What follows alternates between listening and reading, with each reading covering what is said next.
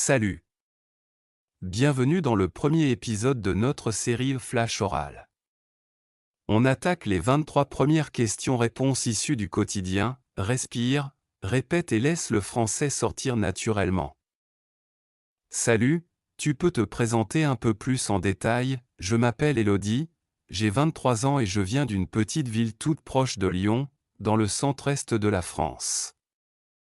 En ce moment je prépare une licence d'informatique parce que je suis fasciné par les sites web interactifs et les applications qui facilitent la vie quotidienne. Pendant mon temps libre, je joue de la guitare acoustique et je fais régulièrement du jogging pour garder l'équilibre entre mon corps et mon esprit. Tu fais quoi exactement ces temps-ci? Tu bosses ou t'étudies? J'étudie la biologie cellulaire à l'université de Strasbourg et je viens de terminer un stage sur les micro-organismes marins qui m'a beaucoup appris. Pour financer mes études, je travaille comme serveuse dans un petit café 2 soirs par semaine, ce qui m'aide à améliorer mes compétences en communication. Entre les cours, le travail et les révisions, j'essaie de consacrer un peu de temps à la lecture scientifique pour rester à jour. Dis-moi, pourquoi tu as décidé d'apprendre le français au départ? Au lycée, j'ai découvert la littérature française et j'ai été touché par la poésie de Prévert, ce qui m'a donné envie de comprendre les textes dans la langue originale. Ensuite, j'ai réalisé que parler français ouvrirait des portes pour travailler un jour à Montréal ou à Bruxelles, des villes où la culture me plaît énormément. Enfin, apprendre une nouvelle langue est pour moi une façon de dépasser mes propres limites et de rencontrer des gens du monde entier.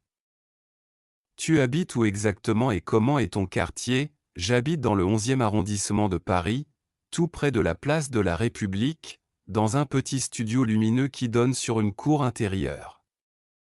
Le quartier est très vivant, on y trouve des cafés, des boulangeries artisanales et un marché bio 3 fois par semaine, ce qui rend la vie quotidienne agréable.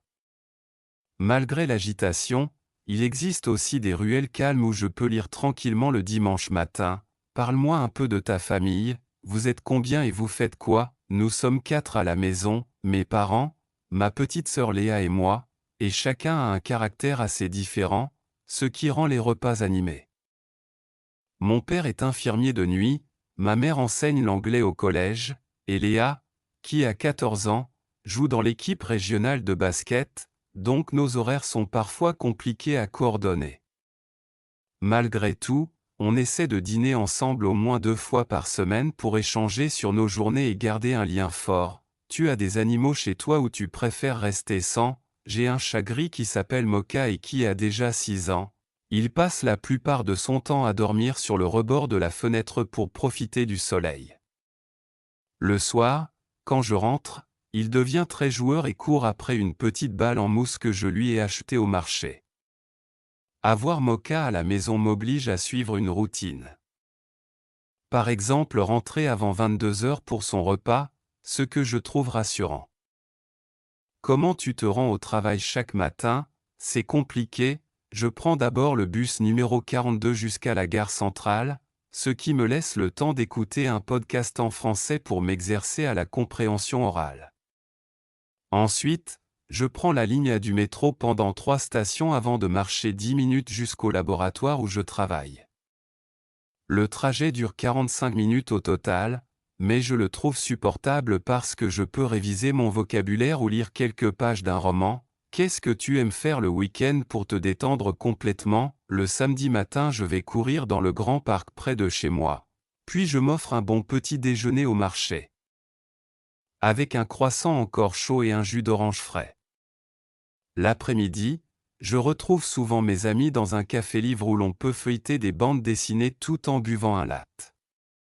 Le dimanche, je teste de nouvelles recettes végétariennes, ce qui me permet à la fois de bien manger et d'améliorer mes compétences culinaires. Pour les vacances, tu choisis plutôt la mer ou la montagne? Je préfère la mer parce que j'adore nager longtemps et écouter le bruit des vagues, qui a sur moi un effet presque méditatif.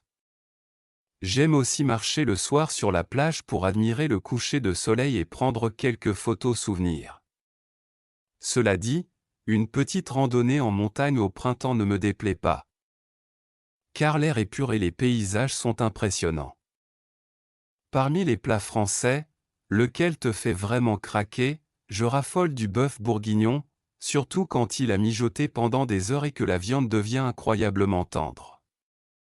La sauce, faite avec du vin rouge, des carottes et des oignons, est si parfumée qu'on a envie de saucer l'assiette jusqu'à la dernière goutte. J'aime le cuisiner moi-même en hiver, car l'odeur envahit toute la maison et crée une ambiance chaleureuse quand il fait froid dehors. Est-ce que tu cuisines souvent ou tu préfères manger dehors? Je cuisine presque chaque soir, car cela me permet de contrôler la qualité des ingrédients et de faire des économies sur le budget alimentation. Généralement, je prépare des plats simples mais équilibrés, comme des pennes aux légumes grillés ou une omelette aux herbes, que j'accompagne d'une salade verte. Aller au restaurant reste réservé aux occasions spéciales, par exemple un anniversaire ou un rendez-vous entre amis. Le soir, tu es plutôt film ou série, et pourquoi? Je regarde surtout des séries, parce que les épisodes de 40 minutes s'intègrent mieux dans mon emploi du temps chargé et me permettent de faire une pause sans veiller trop tard. En ce moment, je suis la série Lupin sur Netflix et j'adore la façon dont elle modernise le personnage classique en utilisant des décors parisiens célèbres. Les intrigues sont suffisamment captivantes pour me donner envie de pratiquer mon français, puisque je regarde en version originale avec les sous-titres. Quel sport tu pratiques régulièrement pour rester en forme? Je vais à la piscine 2 fois par semaine, où je nage environ 1 km en crawl et en dos pour travailler tous les muscles. La natation est idéale pour le dos et les articulations, surtout quand on passe beaucoup de temps assis devant un ordinateur. Après chaque séance, je me sens détendu et pleine d'énergie pour le reste de la journée. Comment tu trouves la météo de ta région? Ça te convient? Ici, il pleut assez souvent en hiver, mais les températures descendent rarement en dessous de 0, ce que j'apprécie car je déteste gratter le givre sur le pare-brise. Au printemps, on profite de journées douces autour de 18 degrés et la ville se couvre de fleurs, ce qui met tout le monde de bonne humeur. L'été reste agréable, avec un maximum de 26 degrés la plupart du temps, donc on peut manger en terrasse sans souffrir de la chaleur. Tu joues d'un instrument de musique ou tu préfères écouter seulement? Je joue de la guitare depuis 5 ans et je prends encore des cours en ligne, ce qui me permet de progresser à mon rythme et de découvrir de nouveaux styles musicaux. J'apprécie particulièrement les morceaux de bossa nova, car les accords sont doux et la rythmique me fait voyager. De temps en temps, je participe à des sessions open mic dans un bar du quartier pour vaincre ma timidité et partager ma passion. Quelle est ta fête préférée de l'année et comment tu la célèbres? Noël reste pour moi la plus belle fête, parce qu'elle réunit toute la famille autour d'un grand repas où chacun apporte un plat traditionnel. Nous décorons le sapin ensemble en écoutant des chansons de Noël, puis nous échangeons des cadeaux préparés avec soin et souvent emballés dans du papier recyclé. L'ambiance est chaleureuse, les rires fusent et c'est le moment où je me sens le plus reconnaissante pour les gens que j'aime. Où tu fais les courses d'habitude, au supermarché ou au marché, pour les produits de base comme le riz et les pâtes, je vais au supermarché du coin, car les prix sont plus avantageux et je gagne du temps. En revanche, pour les fruits, les légumes et le fromage, je préfère le marché du dimanche matin, où les producteurs locaux proposent des aliments de saison et souvent biologiques. J'aime discuter avec eux, obtenir des conseils de cuisson et soutenir l'économie locale. Tu as déjà visité un autre pays francophone?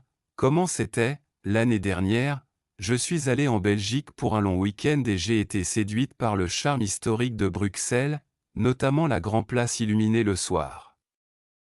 J'ai goûté les fameuses gaufres croustillantes et le chocolat artisanal, ce qui a rendu le séjour encore plus savoureux. J'ai aussi profité de l'occasion pour pratiquer mon français avec les habitants, qui se sont montrés très accueillants et patients. Quand tu es stressé ou débordé, tu fais quoi pour te calmer? D'abord, je fais une courte séance de respiration profonde, j'inspire 4 secondes, je retiens l'air 4 secondes et j'expire doucement en 8 secondes, ce qui ralentit mon rythme cardiaque. Ensuite, j'écris une liste de toutes les tâches en cours et je les classe par priorité, afin de me concentrer sur ce qui est vraiment urgent. Enfin, je m'accorde une promenade de 10 minutes à l'extérieur. Même s'il fait froid, parce que le mouvement et l'air frais me vident l'esprit. Pour apprendre, tu préfères lire sur papier ou sur tablette, et pourquoi? Je reste attaché au livre papier, car tourner les pages me donne la sensation d'avancer concrètement et je peux facilement annoter les marges avec un crayon. Cependant, j'utilise la tablette quand je voyage, elle me permet d'emporter plusieurs romans sans alourdir mon sac et d'accéder à un dictionnaire intégré quand je rencontre un mot inconnu. Finalement, j'alterne entre les deux supports selon la situation, ce qui me semble être le meilleur compromis. Tu vas souvent au restaurant ou tu préfères manger chez toi? Je sors au restaurant environ une fois par mois, surtout pour célébrer un anniversaire ou découvrir une nouvelle cuisine avec mes amis.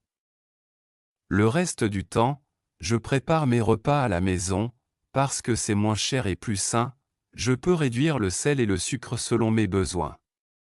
Cette organisation me permet aussi de contrôler mon budget et d'éviter le gaspillage alimentaire. Tu as un film français à recommander absolument? Je conseille toujours Intouchable, car le scénario mélange habilement humour et émotion en racontant l'amitié improbable entre un aristocrate paralysé et son aide à domicile issu d'un quartier populaire.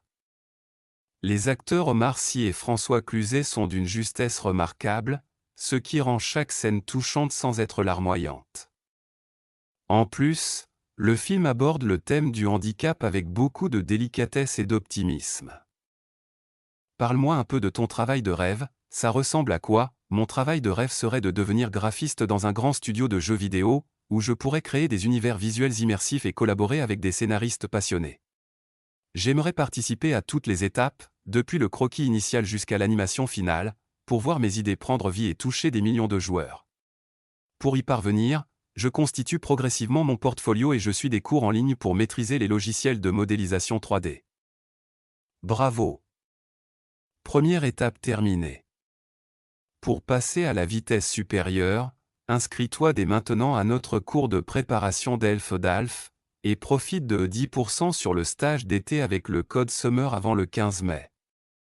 Suis-nous et partage la vidéo pour aider d'autres passionnés à progresser.